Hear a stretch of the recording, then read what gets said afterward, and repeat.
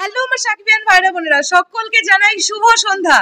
চলে এলাম আবার উত্তাল হলের সিনারিও দেখানোর জন্য। আজকে ঈদের দ্বিতীয় দিন সন্ধেবেলা কি পরিমাণ দর্শকের ভিড়, স্পেশালি সিঙ্গেল স্ক্রিনগুলোতে। আমি এখন যে কটা হল তোমাদেরকে দেখাবো প্রত্যেক কটা বাংলাদেশের সিঙ্গেল স্ক্রিন। জাস্ট দেখো কি অবস্থা, কি অবস্থা। প্রথমেই যে হলটার আমি নাম বলছি সেটা হচ্ছে যশোরের মনিহার সিনেমা হল। অলরেডি তোমরা এই ভিডিওটা দেখে নাও, এটা সন্ধ্যে 6:30টার শো এবং এই শোটা হাউসফুল যাচ্ছে।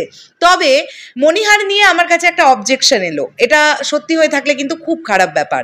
মনিহারে কিন্তু ব্ল্যাকে টিকিট বিক্রি হচ্ছে, যে টিকিটের প্রাইস অরিজিনালি 200 টাকা সেটাকে 400 টাকা নেওয়া হচ্ছে, মানে ডাবল মানে পুরো ডাবল দামে কিন্তু তারা টিকিট ব্ল্যাকে বিক্রি করছে।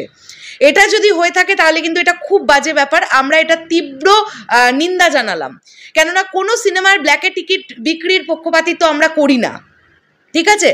তো যশোরের মনিহার দেখে নাও।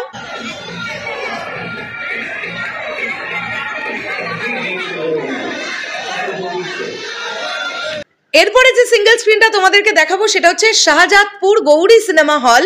দুপুর 1:30টার শো, ঈদের দ্বিতীয় দিনের আজকে সিনারিওটা ঠিক এরকম ছিল। দেখো কি পরিমাণ মানুষের ভিড়।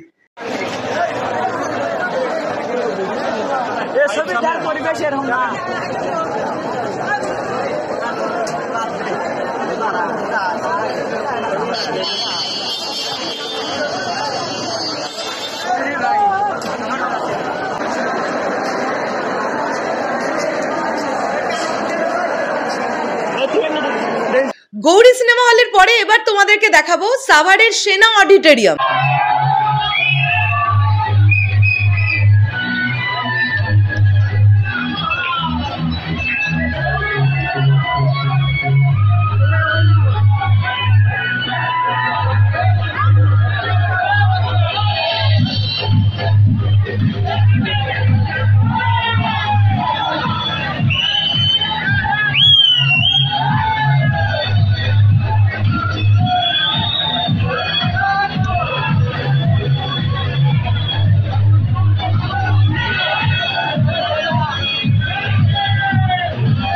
সর্বশেষ যে সিনেমা হলটা তোমাদেরকে দেখাবো সেটা হচ্ছে শঙ্খ সিনেমা হল, খুলনা।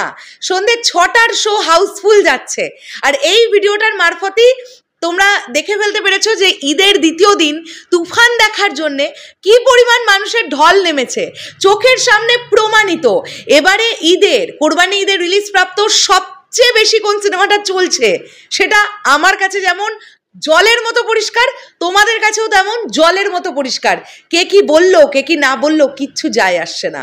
শেষ করলাম ভিডিওটা, দেখা হচ্ছে আবার খুব শীঘ্রই নতুন কোনো ভিডিও নিয়ে। লাস্টে শঙ্খ খুলনা জেলার ভিডিও ক্লিপটা দিয়ে এই ভিডিওটাকে এন্ড করলাম। টাটা।